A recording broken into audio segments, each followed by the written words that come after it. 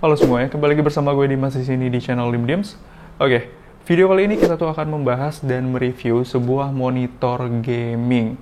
Ya, monitor gaming kali ini itu dari brand SPC. Ya, SPC kali ini mengirimkan sebuah monitor gaming dengan versi yang paling baru, dengan ukuran juga paling besar dari seri yang sebelumnya, dan juga memiliki spesifikasi ya seperti biasa, spesifikasinya itu tinggi dan juga desainnya. Dan untuk keseluruhan desain dari monitor SPC itu benar-benar minimalis dan juga enak banget kalau kalian pandang. Nah, jadi seperti apa sih bentukannya dan juga seperti apa sih nyobain monitor dengan ukuran yang benar-benar gede ini? Nah, jadi sebelum kita melanjutkan videonya, intro dulu.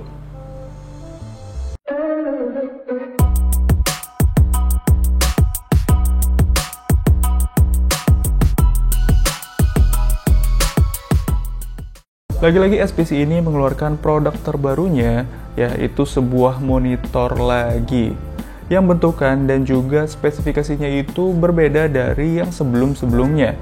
Ini adalah monitor keempat yang pernah gue review dari brand SPC.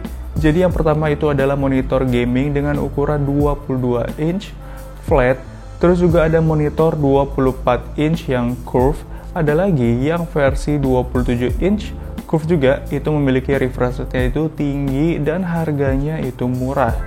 Nah, bagi kalian yang pengen lihat review-review tentang monitor tersebut, kalian bisa cek aja di channel ini. Oke, gue juga cukup kaget sama kehadiran monitor terbarunya ini itu lebih besar dari versi yang sebelum-sebelumnya dengan ukuran 32 inch. Ya, ini memiliki spesifikasi yang tinggi dengan refresh rate-nya itu 144 Hz. Daripada kita lama-lama basi-basinya, kita langsung aja bahas. Nah, jadi yang pertama itu adalah box-nya. Nah, penampilan dari box-nya itu pun masih sama dengan versi yang sebelum-sebelumnya. Mereka ini masih mempertahankan desain box yang ala-ala gaming ya. Well, menurut gue ini bagus ya untuk strategi marketingnya, yang menunjukkan bahwa monitor ini tuh gaming banget. Yang sudah tertera sangat jelas sekali yaitu untuk spesifikasinya di boxnya. Itu mulai dari ukuran 32 inch, terus juga dengan resolusi HD, respon time 1 millisecond, screen curvature, energy saving, dan 144 Hz. Yang sangat berguna banget jika kalian itu suka bermain game FPS, yang membuat pergerakannya itu pun smooth banget. Ukuran box ini pun cukup tipis dan slim ya. Emang monitor dari SPC ini itu semuanya memiliki desain-desain monitor yang tipis-tipis, yang sangat modern tentunya ya. Di dalam packagingnya ini terdapat kaki monitor, stand monitor berikut juga dengan penutup covernya yang dilengkapi dengan baut-baut. Terus juga ada adapter power, ada manual book dan garansinya, ada satu kabel HDMI dan satu kabel DisplayPort. Ya, kalian akan mendapatkan HDMI dan juga DisplayPort. Jarang-jarang kan kalian itu mendapatkan dua kabel di dalam pembelian monitor. Tapi pihak SPC ini memberikan dua kabel sekaligus yang menjadikan konektivitas ke PC kalian atau ke laptop itu semakin fleksibel. Kita bahas untuk kakinya terlebih dahulu. Nah, di sini kakinya itu menurut gue bener-bener tipis dan minimalis banget. Dengan warna abu-abu dipadukan dengan brush metal untuk kakinya. Tapi ini benar-benar kuat banget untuk menopang ukuran monitor 32 inch. Well, jadi nggak usah diragukan lagi kalau masalah kuat atau nggak kuat. Pastinya mereka itu sudah memastikan atau sudah menguji ya untuk kekuatan kakinya ini sebelum diproduksi. Di ujungnya ini pun sudah ada rubber atau karet yang sudah menempel di kakinya. Dan good job SPC.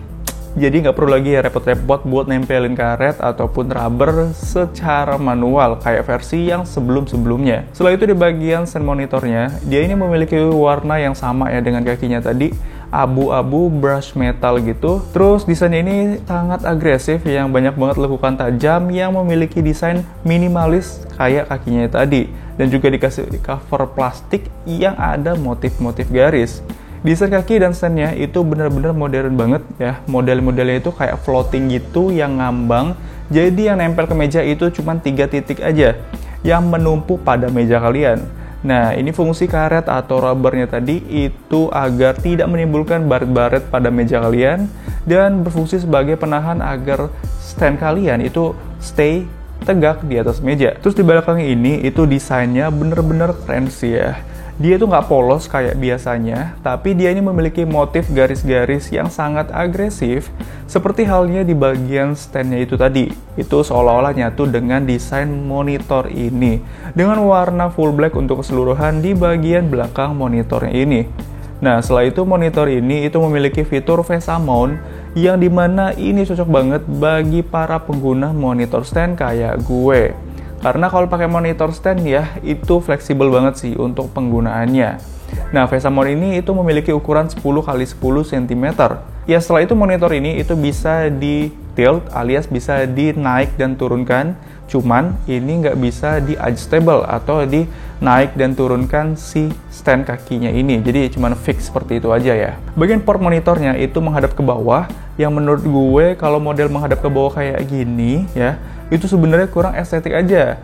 Ya, tapi kalau dari depan ya, kabel itu agak sedikit kelihatan. Tapi nggak masalah ya kalau menurut gue. Monitor ini pun sudah dilengkapi oleh DC in power, USB port, ada audio in, ada satu HDMI, dan ada satu display port ya. Monitor ini pun belum dilengkapi oleh speaker ya. Jadi fungsi audio in-nya itu cuma bisa dicolokin speaker atau colokin headset kalian, itu baru bisa.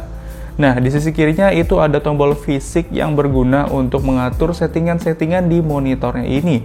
Itu ada menu, exit, ke atas, ke bawah, up and down, terus juga ada tombol power on atau off-nya. Kalau dibuat secara terpisah kayak gini ya, itu feel-nya enak. Kalau dibandingkan joystick yang satu tombol aja, menurut gue ini bener-bener enak sih. Tampilan menunya itu simple banget ya, semuanya itu sama untuk monitor dari SPC, tampilannya itu seperti ini. Nah, jadi yang pertama itu kalian bisa atur brightness, kontras, terus juga ada eco mode. Nah, ini dia memiliki berbagai macam profile settingan dari monitornya. Terus juga ada DCR dan juga HDR. Tapi gue nggak nyalainnya untuk fitur DCR atau HDR-nya. Kalau menurut gue, fitur HDR-nya itu terlalu kontras banget. Jadi settingannya itu lebih baik dimatiin aja. Nah, setelah itu ada image setup yang kalian bisa atur untuk posisi dari layarnya. Setelah itu ada color setup. Nah, ini kalian tuh bisa mengatur untuk warna-warnanya dan juga fitur low blue mode. Yang dimana fitur low blue mode itu penting banget ya untuk mata kalian, agar menjaga mata kalian itu agar menyaring ya cahaya biru yang berbahaya yang dapat menyebabkan ketegangan mata bagi mereka yang sensitif terhadapnya. Nah, jadi kalau kita menatap layar terlalu lama ya, itu nggak membuat mata kalian itu sakit ataupun capek. Nah, terus juga ada USD setup dan extra. Nah, input selectnya itu kalian bisa atur ya, di mana kalian itu koneksikan kabel dari monitornya ini. Setelah itu monitornya ini sudah dilengkapi oleh AMD FreeSync. Nah, jika kalian penggunaan GPU AMD, kalian itu bisa menggunakan ini. Dan di bawahnya ini itu ada informasi resolusi dan refresh rate. Tapi tunggu dulu, 165 Hz. Ini nggak salah. Monitor ini pun aslinya cuma sampai 144 Hz aja di spesifikasinya.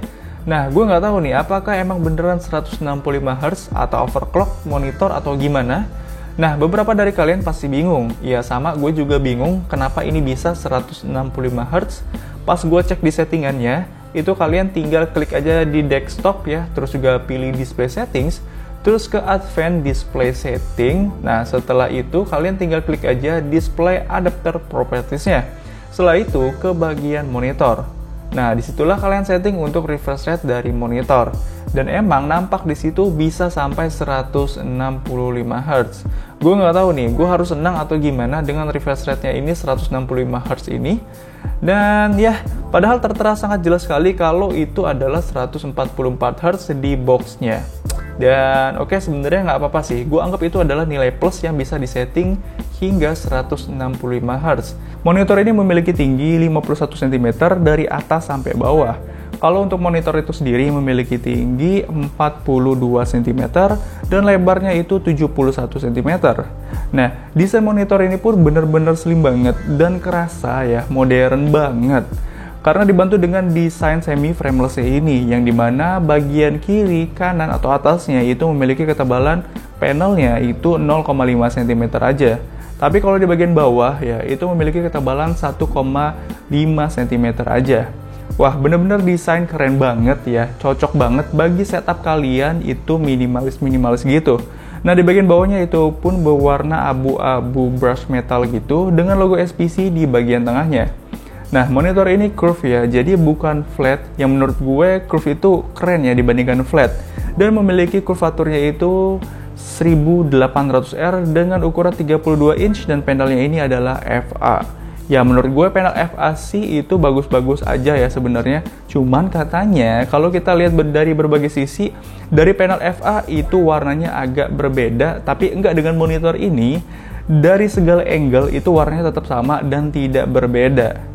Monitor ini pun memiliki resolusi 1080p HD ya, aspect ratio-nya itu 16:9, respon time-nya itu sudah 1 millisecond, dan refresh rate-nya itu 144 Hz, tapi bisa sampai dengan 165 Hz, yang dimana itu spesifikasi gaming banget. Pada saat gue nyobain monitor ini buat bermain game FPS kayak Call of Duty Warzone ataupun PUBG ya, ini bener-bener mulus banget untuk pergerakannya.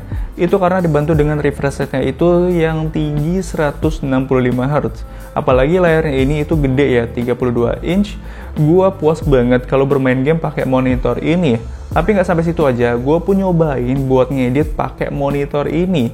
Dan ya, ini enak banget kalau buat ngedit. Gue lebih nyantai buat ngeditnya karena gue bisa lihat timeline-nya itu dan panel color grading-nya itu lebih besar. Tapi ada yang bilang ya, kalau warnanya itu jelek dan gak cocok buat ngedit pakai monitor ini. Gua itu pakai monitor 27 inch dari SPC juga, dari video-video gue yang sebelumnya kalian bisa cek aja. Gue pun pakai monitor dari SPC yang ukuran 27 inch untuk ngedit. Dan ya, warnanya itu pun standar-standar aja ya. Gak terlalu kontras ataupun over. Dan itu netral, dan justru itu bagus ya dibandingkan warnanya itu yang terlalu over. Menurut gue itu kurang. Gue pun nggak bisa ngomong banyak ya untuk spesifikasi data colornya, karena info yang gue dapat itu brightness-nya bisa sampai dengan 300. Pas gue pakai monitor ini buat nonton film ya, itu juga nyaman karena gue bisa lebih agak jauh dari monitor dan sambil nyantai.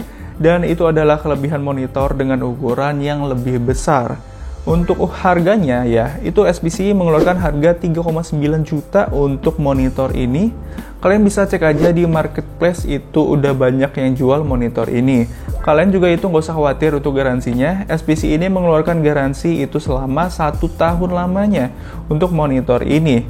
Dan cabang SPC itu sudah banyak banget ya tersebar di Indonesia. Dan ya, mungkin review gue sampai di sini aja. Bagi kalian yang mau nambahin atau yang mau koreksi, itu bisa tulis aja di kolom komentar di bawah. Bagi kalian yang mau support channel ini atau yang mau bantu channel ini, itu bisa bantu dengan subscribe, like jika kalian suka dengan video ini, dan jangan lupa untuk komentar di bawah. Oke, gue pamit undur diri, gue Dimas, see you on the next video.